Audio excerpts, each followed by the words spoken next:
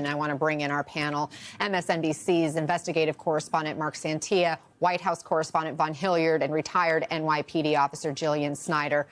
Mark, walk us through what we learned and just your thoughts on where this investigation stands right now. Anna, we heard a lot. We didn't expect to hear this much at a press conference. A lot of information was released, including, I think, what you heard from the governor there, as well as the FBI. There was planning that went into this.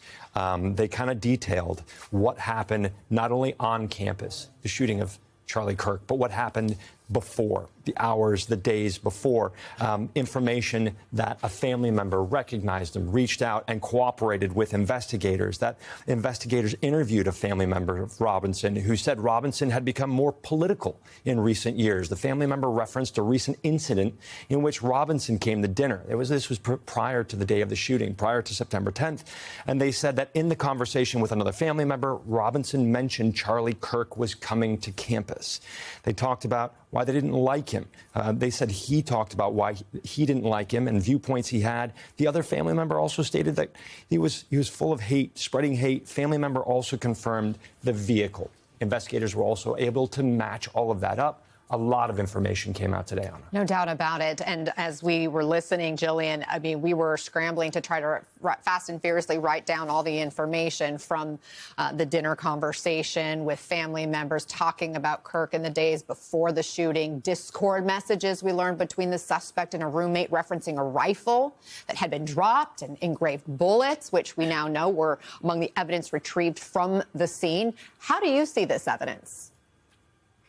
I see it as being very strong corroborating evidence. Again, they didn't give us any clarity on whether the suspect has made a formal statement. All of this is what we're hearing from law enforcement reports based on family member statements, based on the text message exchanges. So again, we don't know yet if the suspect has made a formal and declarative statement on what motivated him, but we can definitely take from this that there was political undertones to this attack and that he had been displaying behavior that should have been suspect to his family or friends. If he was talking about that much hatred, and if a roommate has text message exchanges about a rifle, why didn't anyone pick up the phone and call someone or reach out to him and make sure he was okay to maybe, try and prevent something like this from happening? I think some of the timeline is still a little unclear about, when those Discord messages were sent, if they were before or after the crime, exactly when that dinner conversation unfolded and exactly what was said. So there's still a lot of gaps to fill in here. I'm wondering, Jillian, if you are interrogating this suspect, how might that go, especially if a relative says he has confessed to them? What would be your first questions? That's hard because, I'm going to assume he's not going to make a lot of statements at the forefront, and with the law enforcement's going to execute search warrants, they're going to try and go into that room with as much evidence as they can throw at him, because then at that point, you're weakening him. Now obviously he knows he's caught at this point, but once they dump what they have already found out, that's going to put a lot of pressure on him to just say what he was looking for. Now, I want to add something to this. This Secret Service has conducted studies on assassins, would-be assassins, and they found something very interesting across the board. Will political violence, and there's always some type of political motivation as a secondary undertone, one of the main drivers of this behavior is notoriety, is visibility, and being recognized as somebody. So I do think we're going to learn more in the coming days and weeks, and I do think that Tyler Robinson is going to make some kind of statement because he wants everyone to know who he is.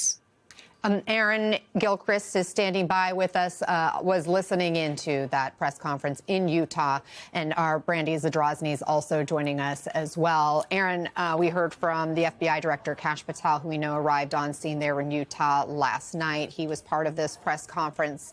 What did we learn about what's next in this investigation? And talk to us more about the director's role now as part of a hands-on member of the investigative team. Well, Anna, we know that the FBI and the state's Department of Public Safety worked closely together on the investigation since this really started at a little after noon on Wednesday here local time. And so we've seen, obviously, agents and investigators from the state on scene here on campus, working the crime scene, processing the crime scene here, going up onto that rooftop where the suspect fired the rifle from, taking measurements, taking imprints from footprints and forearm prints and palm prints apparently as well there. And so the agencies have been working together, as you heard today, nonstop with very little sleep for some of these investigators since the very beginning of this. I think it really was impressive, really, as Mark Santia noted, that you got today in this briefing a lot of detail about what happened and how it happened, and even how the arrest was effectuated as well, more so than you might have expected at this point in the process.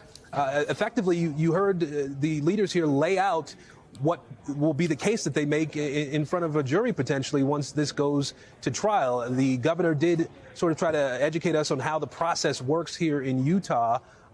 We have seen, obviously, these mugshots now. He said charges will be coming. They've not been filed yet. But last night, the governor did indicate that once they brought someone into custody, they were able to charge them. Their intention is to seek the death penalty in this case. So some of the other details that emerged in this briefing, obviously, we talked about the fact that there was a family member who was able to make the connection for law enforcement here, seemingly through all the photos that were released. Up until this point, someone recognized him, and that is what investigators were hoping would happen. Someone would see these pictures, blurry though they may have been at different points in the release of images, but clearly enough that someone could make a connection. And then there was someone who reached out to law enforcement, a family member reached out to law enforcement in Washington County, which is more than 200 miles away from where we are, near the Arizona border with Utah here.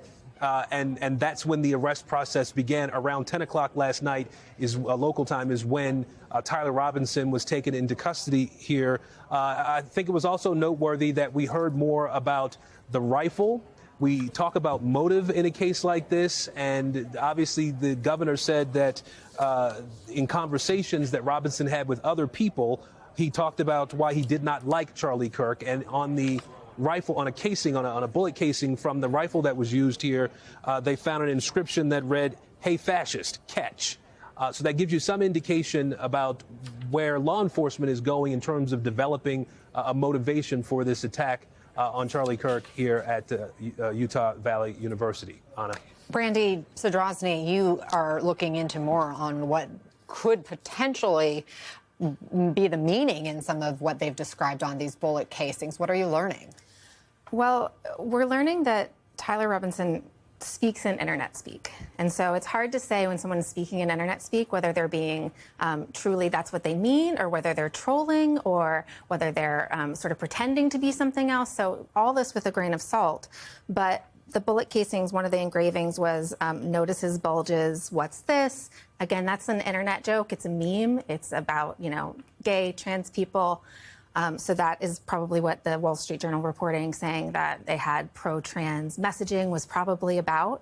And then it said, "Hey, fascist, catch," and then it had some up-down arrows, and that is from a video game. It's for an attack that means like total destruction. There was another Bella Ciao, which is an anti-fascist anthem. And then if you read this, "You are gay," LMAO, which, laughing my off.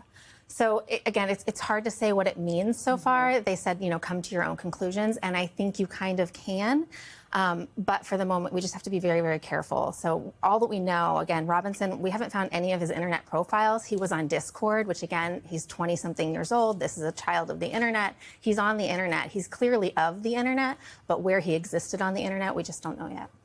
Mark, your thought on the details there involving the bullet casings, as well as the amount of details that the investigators, actually it was the governor who brought that specific information to us in this press conference, that the fact they've been revealed all of this publicly. I know in covering other crime cases that oftentimes investigators hold back information because they want to be able to question a suspect about information that only the person who committed the crime would know before putting it out there for the world to see. I think it's very safe to say investigators have a lot of information. This is what they revealed. But Anna, no doubt, they held back a lot for this case because, as you said, when they sit down and have that conversation with Robinson, if it's not been had already, they want to hold some of the cards. They want to keep some surprises that they don't release to the public. They released a lot of information, but we don't know how much they've held back, especially as you were talking about discord. And the investigators worked with friends and family. They seemed very willing to speak and to cooperate.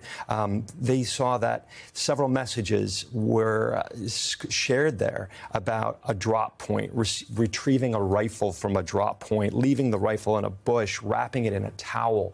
There's a lot of information they gave us, Anna, that they disseminated. But at this point, we don't know how much they're holding back on.